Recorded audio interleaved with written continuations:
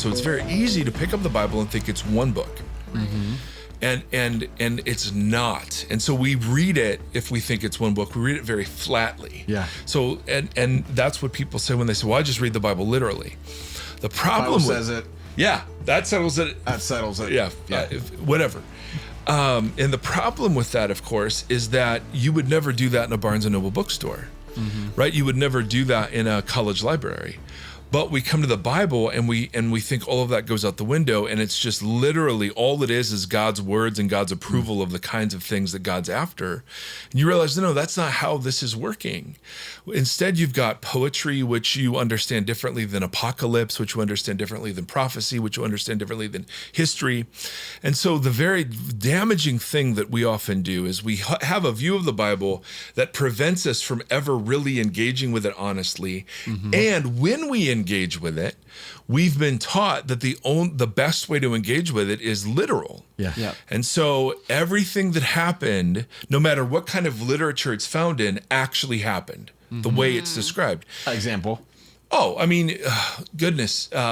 Take Jesus' parables. I mean, this is kind of an extreme example. But when Jesus talks about a father had two sons and the younger son ran off with the inheritance, nobody in the original audience was thinking, I wonder who he's talking about.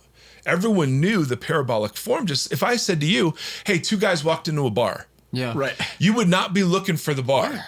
Right, exactly. Or if I said, a long time ago in a galaxy far, far away, you would know now we're in the Star Wars universe. Or if I say once upon a time, and then end a story with happily ever after, you know we're into a fairy tale.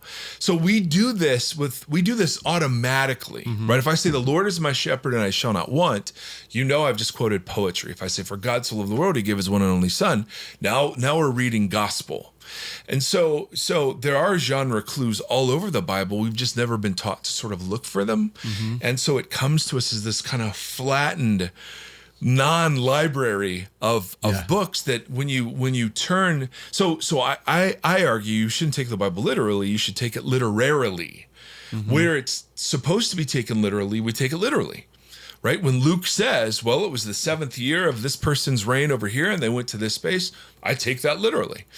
But when you get into like the Genesis account, there are enough genre clues in there to say that, no, what Genesis is doing is it's interacting with other ancient Mesopotamian stories and using some of those motifs to undercut the worship of other gods and promote the true value of the one God, Yahweh.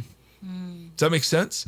So being clear on, and this has taken me years to unravel, and I think people get really nervous when you start making some of these distinctions. Even what you just said would make a lot of people nervous. Yes.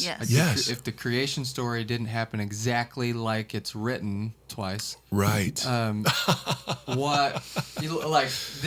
whole thing falls apart. Yes.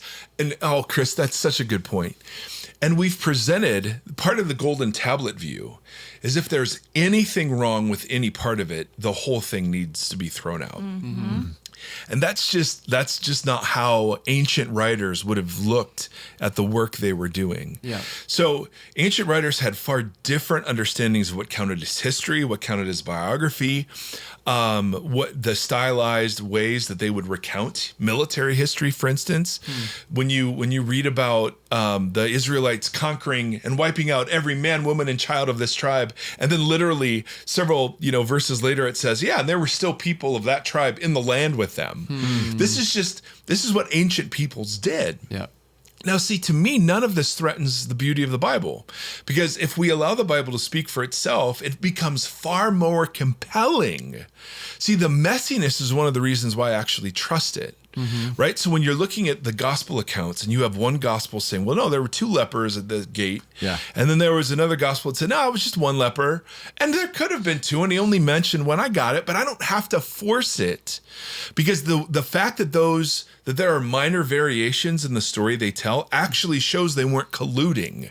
And they just were repeating the same story word for word from one common source. No, we actually have multiple sources. The fact that the Gospels include really embarrassing details about their own authors and the Jesus character, I mean, all of that's a big deal.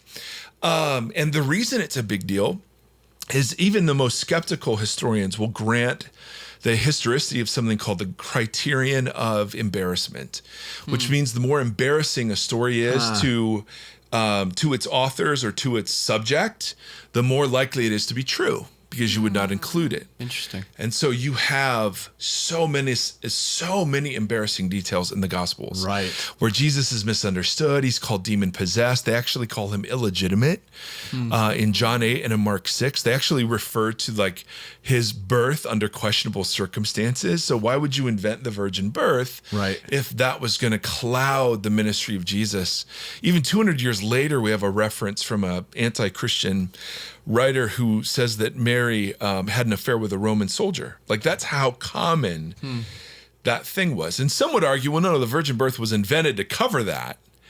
And we would hold, no, the virgin birth is the explanation for why there was a scandal. But the early Christian writers wouldn't invent questionable circumstances around Jesus's birth, knowing that there was actually a theological word for that, mamzer, and that children born under illegitimate circumstances or questionable circumstances were not seen as fully Jewish.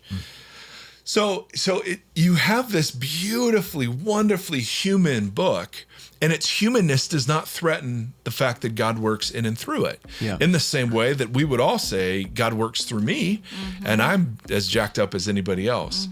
So when we approach the Bible, one of the things we have to overcome is the realization that God is involved, and that doesn't mean humans aren't. Right. And humans are involved, and that doesn't mean God isn't.